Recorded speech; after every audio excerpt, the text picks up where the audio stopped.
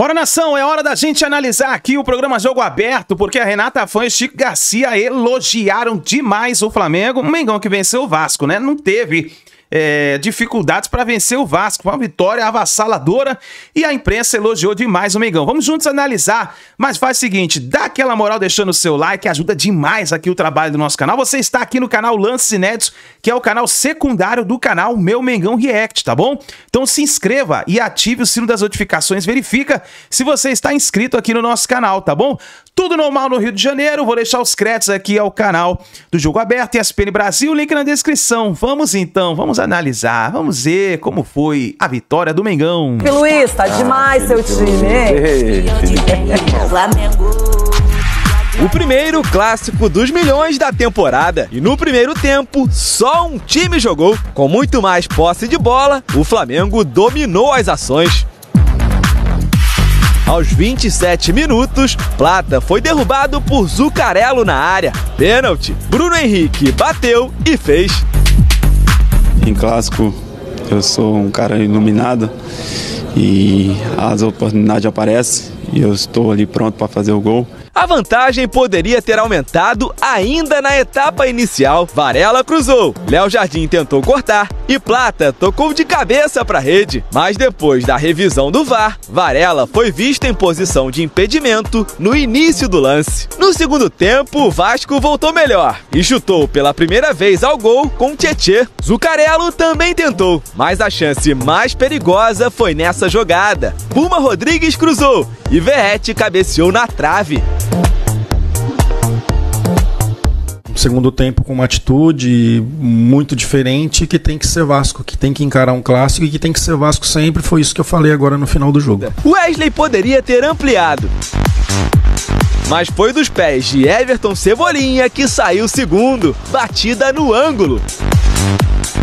Já nos acréscimos, Wesley tocou para um lado e olhou para o outro, e o tempo fechou. Em campo e nas arquibancadas, vascaínos tentaram invadir o gramado. Todo mundo sabe dar um passe virando a cara, todo mundo faz uma graça, uma letra. Isso não é de respeitar, é futebol. Eu me achei no momento de fazer aquilo e eu fiz. Só que o Coutinho achou que foi de respeito e eu sou fã dele, já viu ele jogando na seleção. Ele tem vários passes virando a cara também e tipo, quando acontece com ele já tá bravo porque perdeu. E veio descontar em mim, só que eu fujo de confusão, cara. Sou tranquilo, desculpa se eu desrespeitei o Vasco, não foi minha intenção. Ele sabe que ele tá errado. Eu adoro jovens, moleques que gostam que sejam abusados, que sejam ousados, que vão pra cima, mas que não desrespeitem. O Flamengo finalizou a sequência de 3 clássicos sem derrotas. Foram 2 vitórias e 1 empate. E o mais importante, a classificação para as semifinais garantida com uma rodada de antecedência. Saímos aí invicto desses clássicos, que nos dá mais confiança para a sequência do trabalho e para a fase final do Carioca. Que timaço, hein? É difícil até falar em titulares e reservas, porque os jogadores são diferenciados. A gente sabe que o Felipe Luiz tem ótimas peças na mão e ele vem manejando muito bem esse tabuleiro flamenguista. E agora a vítima foi o Vasco, que até voltou bem na segunda etapa. Sim. O Verratti teve bola na trave. Mas aí o Wesley, essa coisa é que o jogador não precisa disso. Ele é jovem, tá num momento espetacular, tá jogando fino da bola.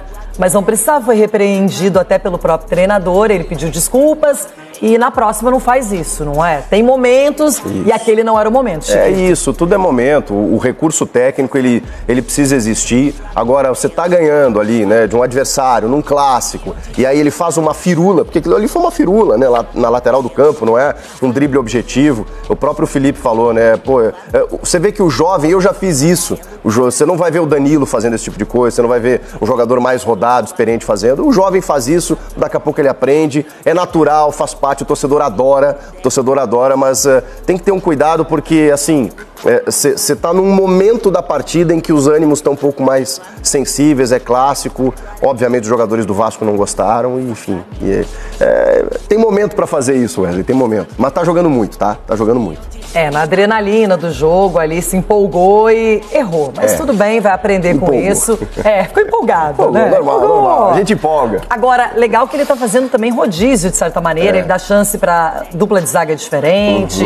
Dentro do meio campo, como ele ainda não tem o Gerson suspenso, o Arrascaeta voltando, ainda se recondicionando. Cebolinha agora já é mais uma peça, Luiz Araújo. Enfim, ele tem hoje opções. Ainda talvez vá precisar de mais um atacante, que o Pedro só volta no meio do ano, mas por enquanto o Flamengo não tem encarecido de muita coisa. Os resultados apareceram e a campanha é muito boa. Sabe que eu estava pensando, e até ouvindo as entrevistas do Felipe, né? Ele está sendo muito questionado sobre uma solução quando ele não tiver o Arrascaeta. E aí a resposta do Felipe é a mesma sempre, né? O Arrascaeta é único. Eu posso adaptar o time, eu posso botar o Luiz Araújo muitas vezes fazendo a função por dentro, o Gerson, o Nico de la Cruz, eles fazem. Agora o Arrascaeta não tem como, né? Você não tem um substituto para ele, mas é um jogador que talvez falte. O Lohan com o Tite, né? O menino foi testado em algum momento ali, mas também acabou não decolando, porque é muito difícil fazer o que o Arrascaeta faz em termos de dinamismo. E o Flamengo nos últimos anos perdeu o Everton Ribeiro também, né? Que era outro meia que fazia essa aproximação. Mas assim, em termos de opções, mesmo sem ter uma peça de um craque do time para repor, você tem outras possibilidades. Olha o Cebolinha, gente. O Cebolinha é reserva desse time. O Luiz Araújo é reserva. O Gonçalo Plata vem conquistando a titularidade. É muita qualidade, Renato. Tem Bruno Henrique. Nossa senhora. Meu Deus do céu. Vamos ouvir os personagens. Vamos ouvir depois de falar do jogo. Eles estão aqui, ó. Mas pelo que eu vi, não mudou nada. Não teve nada diferente, não. Eles estão aqui, ó. Felipe Luiz e Fábio Carille, e falaram depois do clássico. Foi um grande jogo. Grande jogo. Foi um jogo com uma vitória com nota artística, como diria o treinador que eu tive. Os jogadores estão com um nível de confiança altíssimo, estão... Tem que baixar o bloco, baixou, todo mundo desceu. Primeiro tempo foi de chutão, né? Segundo tempo a gente rodou a bola, procurou trabalhar pelos lados, só pensando rápido aqui quantos cruzamentos o Puma chegou e fez no jogo. Zuccarello também chegou, Piton pela esquerda, mas o primeiro tempo foi abaixo como todo mundo, não achando alternativas e fazendo essa bola longa no Verratti, que não é o melhor para nós, porque a gente não tem jogadores para atacar espaço se o Verratti daqui um pouquinho ganhar a bola. A gente não tem característica para isso. Tava lá no AMB, Eugênio, nota da evolução do Flamengo é 10, né? Harmonia. Então, como eu não vi o jogo, eu deixo para os companheiros aqui que viram para falar. O que eu vi melhores momentos, vi muitos comentários, né? Conversei com pessoas que disseram que realmente o primeiro tempo foi avassalador do Flamengo sobre o Vasco. Como disse Felipe Luiz, ele superior em todos os quesitos. No primeiro tempo, o Vasco foi acuado. Não, foi amassado, triste. Né? Foi triste. Maria? O Vasco não conseguia sair com a bola. E o Flamengo desenvolvendo tudo isso que o Felipe Luiz elogiou. O Flamengo faz o 1-0, chega a fazer um segundo que depois é anulado. Saiu barato para o Vasco. Aí no segundo o Vasco consegue pelo menos sair um pouquinho. O Carille falou dessa coisa da bola longa pro Verratti. Pro Verratti não tem que vir bola longa, tem que vir bola alta. E na bola alta que veio, o Vasco quase chega a empatar o jogo. Na cabeçada que pegou no travessão. Mas muito pouco. Bola alta com direção, né? Com direção. Do Pumita, principalmente, já que ali não está funcionando tanto pelo lado esquerdo com o Piton como funcionava. Mas foi o placar mais real do que foi esse jogo, né? Quando o Flamengo consegue o segundo gol com o Cebolinha, aí muito mais próximo do que foi a realidade do jogo. Palpite que, aliás, a cabeçada que poderia ter mudado a história do jogo, na minha opinião, àquela altura, com uma certa injustiça pelo volume de um e pelo volume de outro, né? E acabou dando o resultado que a gente chutou aqui, né, Eugênio? Os 2-0. Foi. Foi o que a gente nosso palpite, né, professor? Da diferença. Saiu barato no fim para o Vasco, pelo que foi o jogo em si. O Flamengo foi bastante superior, né? Sobrou. Sobrou e assim, na análise prévia, essa distância já acontecia. Era muito claro aqui quando a gente falava sobre palpite, sobre favorito, favoritaço, porque é uma distância real. E o primeiro tempo, principalmente, evidenciou isso. Assim, é uma distância técnica muito grande. Técnica, de planejamento, de execução, de qualidade individual, de jogo coletivo. Assim, o Vasco está iniciando um trabalho em que você não tem todas as ferramentas necessárias. O Carille, ele precisa lidar com a falta financeira do Vasco, de se colocar no mercado minimamente, vai agora, né? Está trazendo novas peças, mas assim, é muito distante o que o Flamengo pode apresentar, o que o Felipe Luiz pode desenvolver na equipe, o que esse grupo dá para ele de condições para ele se desenvolver como treinador, o que o Carille ainda não tem com esse Vasco.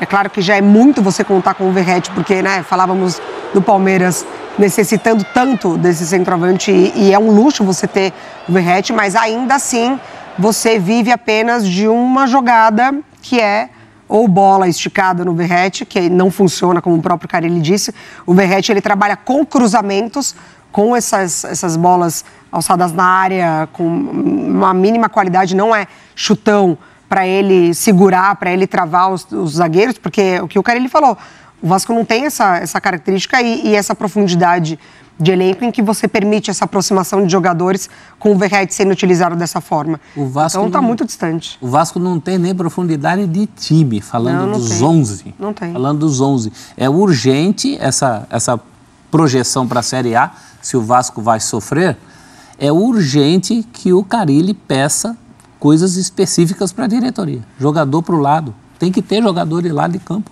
Não é possível o Vasco continuar assim.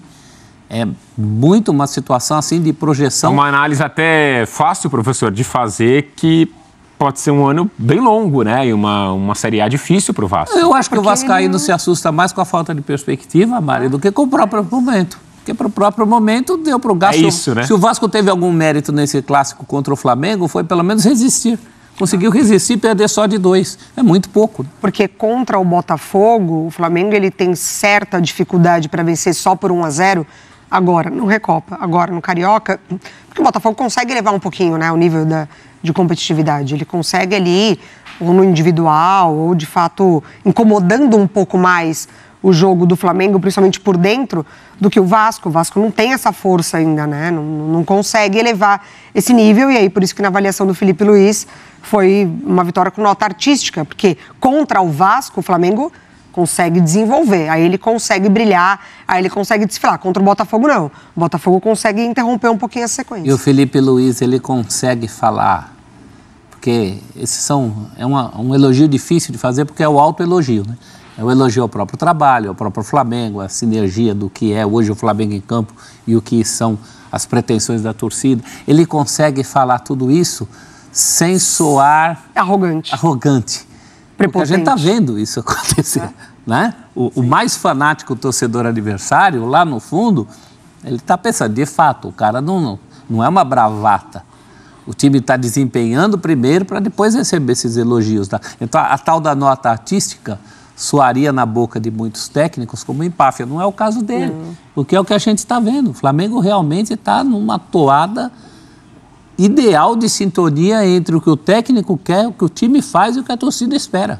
Isso é muito raro. E o que a diretoria entrega, né? E o que a diretoria está entregando. Ali, você já vê o Felipe Luiz com essa ideia de talvez adaptar um sistema para poder usar o Danilo. Pois é. Porque oferece muito para ele, porque tem muita qualidade. E os outros também têm muita qualidade, então ele não quer tirar um para pôr o outro. Então a adaptação ela vai acontecer e ele ganha muito mais. O Flamengo hoje é uma ilha. Entre time que não tem técnico e monta elenco, time que tem técnico e não monta elenco que o técnico quer. Está faltando essa sincronia em vários clubes do Brasil. O Flamengo não. A questão do tempo, de se aproveitar o tempo. O Flamengo aproveitou, vem desde a temporada anterior. Sim. Muito estruturado. Ô Eugênio, não só por ontem, claro, né, mas pela temporada até aqui. Nem tanto ao céu, e falando em ilha, nem tanto ao mar para Flamengo e Vasco, ou é por aí mesmo? É o Flamengo mais próximo do time do Jorge Jesus e o vascaíno já preocupado na hora que começar a primeira rodada do Brasileiro. É por aí ou também nem tanto? É por aí. A perspectiva do Flamengo é excelente para a temporada. Excelente. É um time que vai brigar em todas as frentes. E isso começa com a eleição, quando o novo presidente decide que o futebol será tocado por um profissional. Esse profissional parece ter boa noção do que precisa fazer no Flamengo. Estudou bastante, né, o futebol brasileiro. Sim, e o início de temporada é até aqui perfeito. O Flamengo está fazendo tudo o que tinha que fazer. Você você é um cara que sempre lembra do trabalho do Portuga, né? Você, pelo menos sempre nos programas que a gente faz junto. Do Jorge Jesus? É. Acho que são momentos diferentes. Então, eu gostaria de te ouvi-lo.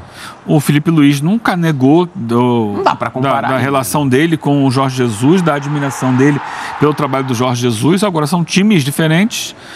Só que talvez ele... Sabe, porque o futebol ele muda, tá? Já são 6 anos desde 2019.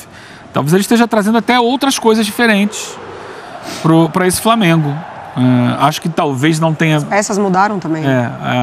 Aquelas peças estavam num momento brilhante naquela época. Ele próprio era peça. Hoje são outras, mas o que está escrito lá em 2019 está escrito, foi um trabalho maravilhoso. E ele pode fazer outro trabalho maravilhoso. Acho que tem um ano pela frente dele, né? para brilhar muito, né?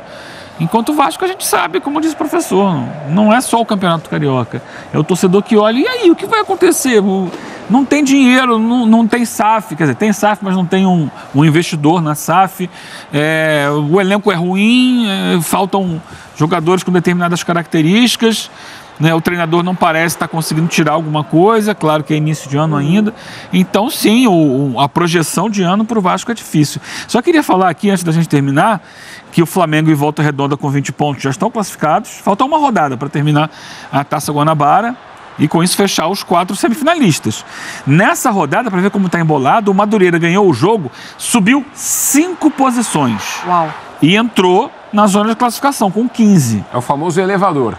Subiu. O Vasco é o 4º colocado ainda, tem 14 pontos, a mesma pontuação do Fluminense. Só que o Vasco enfrenta o Botafogo na última rodada e o Fluminense enfrenta o Lanterna Bangu, já fora. O Bangu tem 4 pontos, já rebaixado. Então o Fluminense pode entrar, se houver um empate entre Vasco e Botafogo, o Fluminense passa os 2, ganhando do Bangu. E aí, vamos ver o Madureira se consegue pontuar. Mas a gente provavelmente, pelo que está desenhado aqui, vai ter 2 grandes na semifinal. O Botafogo ainda tem uma esperança, né? O Botafogo venceu o Vasco. Vencendo o Vasco, ele... Vencendo o Vasco. Mas aí tem que ver se o Madureira vai ganhar o jogo dele, que é com o Nova Iguaçu. Se o Madureira vencer com o Nova Iguaçu, do Nova Iguaçu, ele vai permitir apenas que ou Vasco, ou Fluminense, ou Botafogo, né, entrem na fase semifinal. A gente acabou não mostrando a tela do desempenho do Flamengo em clássico. Dá para mostrar essa semana ainda, ou até na semana que vem, para fechar a temporada regular ali, né, a fase de classificação. É uma tela que indica que o Flamengo tem tudo para vencer. Se não, segura a tela para melhorar. É isso aí, nação. Então, a imprensa esportiva tá demais elogiando o trabalho do técnico Felipe Luiz no Flamengo. Mengão tá voando no Campeonato Carioca e está rumo ao título. Eu acho que esse ano o Flamengo vai conquistar o título do Campeonato Carioca e vai brigar por mais títulos. Vamos ver o que vai acontecer, hein, nação? Deixe seu like, ó. Não se esqueça, hein? Você está no canal secundário do canal Meu Mengão React. Aqui é o canal Lance Neto. Se inscreva. Aqui sempre vai ter notícias e informações do Mengão para vocês também, tá bom? Um grande abraço e a gente se vê daqui a pouquinho no próximo vídeo.